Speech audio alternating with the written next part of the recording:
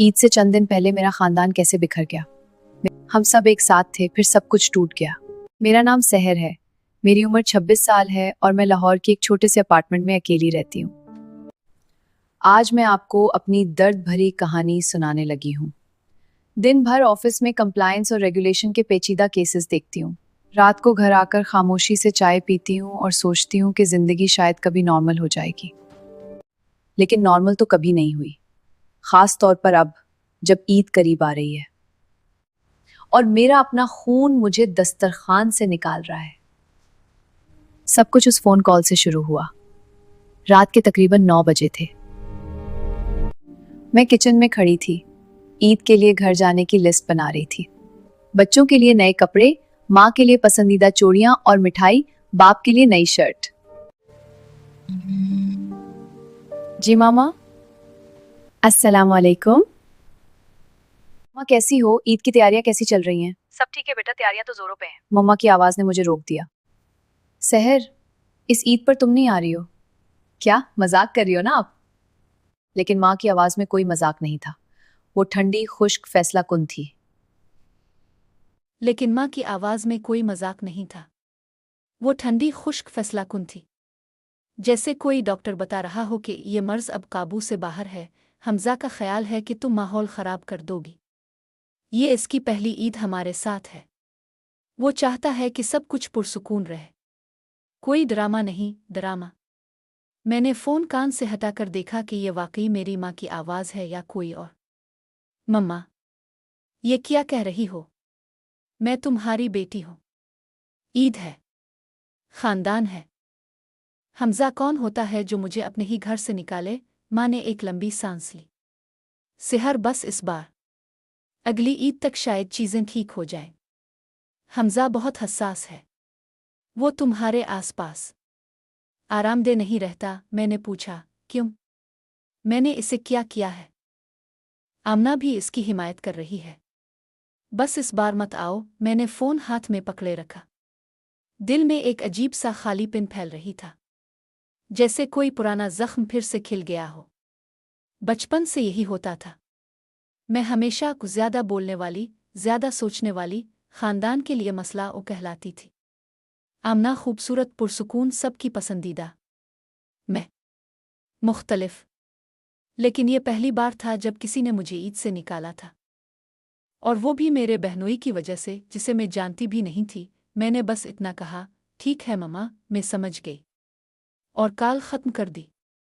کوئی بحث نہیں کی، کوئی چیخ نہیں، کیونکہ مجھے پتا تھا اگر میں چیخوں گی تو وہ کہیں گے، دیکھو ہم نے کہا تھا نہ ڈرامہ کرتی ہے۔ اس رات میں اکیلی بیٹھی رہی۔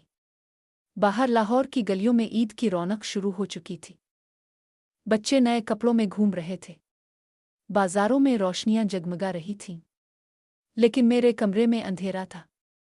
میں نے لائٹ بھی نہیں جلائی، بس بیٹھی رہی اور سوچتی رہی، حمزہ کو میری شخصیت کیوں اتنی تکلیف دیتی ہے؟ کیا میں واقعی اتنی بری ہوں؟ کچھ اور ہے۔ اگلی صبح آفس گئی، کام میں ڈوبنے کی کوشش کی۔ میری ٹیم ایک بڑے کیس پر کام کر رہی تھی، ایک financial consulting firm, business group پر اندرونی فراڈ اور ریگولیٹری خلاف ورزیوں کا الزام۔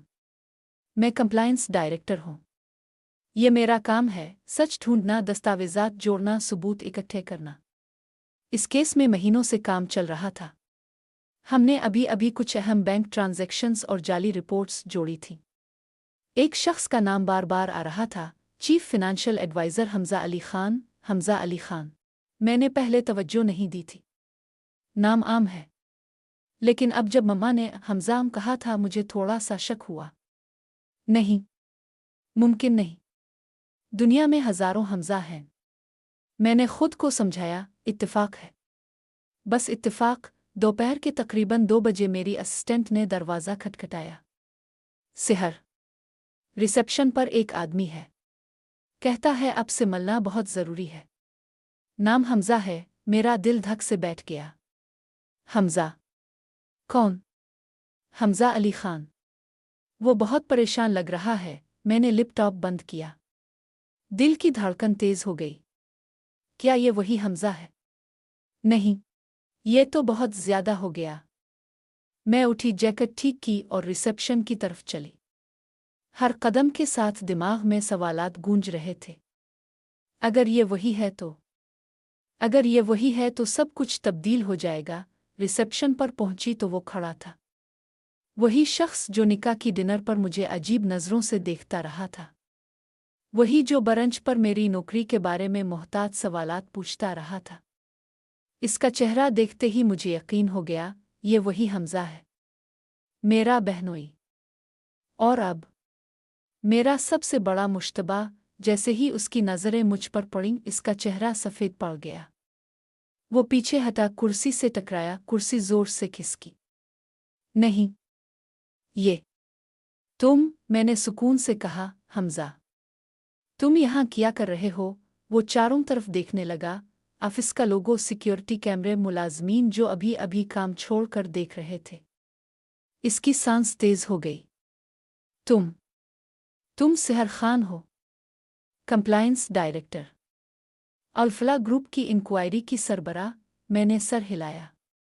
जी हाँ, वो पीछे की तरफ लड़खड़ाया। ओ अल्लाह! आमना को नहीं पता था, इसे बिल्कुल नहीं पता था। मैंने बाजुओं पर बाजू रख लिए। किस चीज़ का पता नहीं था हमजा? ये कि तुम्हारी कंपनी पर तहकीकात हो रही है। आइए कि तुम्हारी बहन की बहन ही वो शख्स है जो तुम्हारे जाली अकाउंट्स, ऑफशोर ट्रांजैक्शंस और फराड की रिपोर्ट तैयार कर रही है। वो हाथ उठाकर बोला, सेहर, सुनो, ये सब गलतफहमी है। मैंने कुछ नहीं किया। ये सब कंपनी का ऊपर वालों का काम है। मैंने बात काट दी। हमजा, पिछले हफ्ते हमने तुम्हारे सिग्नल किए गए अकाउंट्स देख लिए हैं। तुम्हारे ज़ाती बैंक अकाउंट में गैर मामूली ट्रांसफर्स, तुम्हारे नाम पर ऑफशोर कंपनियां। तुम जानते हो कि ये सब हमारे पास है। तुम इसलिए आए हो ना? तस्दीक करने के आया। मैं वही सेहर हूं जिससे तुम डरते हो। इसके हाथ कांप रहे थे। मैंने सोचा अगर तुम खानदान में आओगी तो पूछोगी। मैंने आमना से कहा कि तुम माहौल खराब करती हो। मैंने बस वक्त लेना चाहा था ताकि मैं कुछ तरतीब दे सकूं। मैंने एक लंबी सांस ली। तुमने मेरे माँ बाप को कहा कि मैं ड्रामा करूंगी। तुमने मेरी बहन को कायल किया कि मुझे ईद पर ना बुलाया जाए, सिर्फ इसलिए कि तुम्हें डर था कि मैं तुम्हारे राज तक पहुंच जाऊंगी। वो सर झुकाकर बोला, सेहर, मुआफ कर दो, मैंने गलती की। मैं घबरा गया था। अगर ये केस सामने आया तो मेरी नौकरी, मेरी शादी, सब खत्म। मैंने सोचा अगर तुम दूर रहोगी तो शायद, मैंने कहा, शायद किया, शायद तुम भाग जाओ, शायद तुम सबूत मिटा दो। हमजा, तुम जानते हो कि ये सब अब हमारे पास है। हमने ऑडिट मुकम्मल कर लिया है। रिपोर्ट कल जमा हो रही है। इसका चेहरा मुकम्मल तौर पर टूट गया। वो घुटनों पर बैठ गया। सेहर, मेरी जिंदगी तबाह हो जाएगी। मैंने आमना से शादी की है। वो हामिला है। वो जानती नहीं। अगर ये सब सामने आया तो मैं खामोश हो गई। हामिला? आमना हामिला है? माँ ने मुझे ये नहीं बताया। शायद इसलिए कि वो जानती थीं कि मैं नाराज हो जाऊंगी। शायद वो भी हमजा की तरफदारी कर रही थीं। मैंने कहा, ये सब तुमने खुद किया है हमजा। तुमने झूठ बोला। तुमने मेरे खानदान को मेरे खिलाफ कर दिया। अब नताइज भगतो। वो रू पड़ा। मैं जानता हूं, मैं गलत था, लेकिन क्या तुम रिपोर्ट रोक सकती हो? सिर्फ इस बच्चे के लिए। मैं सब कुछ दुरुस्त कर दूंगा। मैं कंपनी छोड़ दूंगा। मैंने सर हिलाया। नहीं हमजा, मैं अपना काम करती हूं। सच छुपता नहीं। और तुम जानते हो कि सच कभी कभी बिल्कुल इसी जगह खड़ा हो जाता है जहां तुम इसे सबसे कम तवक्को करते हो। वो उठा, चेहरा आंसुओं से भीगा हुआ। मैं जा रहा हूं, लेकिन आमना को मत बताना। अभी नहीं, मैं खुद बताऊंगा। वो दरवाजे की तरफ बढ़ा। पांव लड़खड़ा रहे थे जैसे कोई शख्स अपनी मौत की तरफ जा रहा हो। जब वो बाहर निकल गया तो मेरी असिस्टेंट आई। सेहर, ये क्या था? वो रो रहा था। मैंने मुस्करा कर कहा, एक पुराना राज खिल गया है। बस इतना ही। रात को घर आई। फोन पर माँ का मैसेज था, बेटा ईद पर आ जाओ। हमजा ने कहा है कि अब कोई मसला नहीं, वो तुमसे माजरत करना चाहता है। मैंने फ़ोन साइड में रख दिया, आंखें बंद की। दिल में एक अजीब सी सुकून था। नहीं, खुशी नहीं थी, बस सुकून। क्योंकि अब सच सामने था, और सच चाहे कितना ही तकलीफ दे हो आज़ाद कर देता है। ईद का दिन आया। मैंने घर नहीं जाना था। अपने अपार्टमेंट में अकेली बैठी थी। बाहर से ईद की खुशियां आ रही थीं, बच्चों की आवाज़ें, खुशबू, दुआएं। मैंने खुद से कहा, अगली ईद शायद मुख्तलिफ हो। शायद इस बार ख़ानदान मुझे वापस बुलाए। शायद मैं खुद कोई नया ख़ानदान बनाऊं जो मुझे रद्द ना करे। और फिर फ़ोन बजा। आमना का नंबर था। मैंने उठाया। इसकी आवाज़ कांप रही थी। सेहर, हमजा ने सब बता दिया है। वो गिरफ्तार हो गया है। मैं नहीं जानती क्या करूं। तुम आ सकती हो। मुझे तुम्हारी ज़रूरत है। मैं खामोश रही। फिर आहिस्ता से कहा, मैं आ रही हूं आमना। अब सब ठीक हो जाएगा। मैंने बैग उठाया।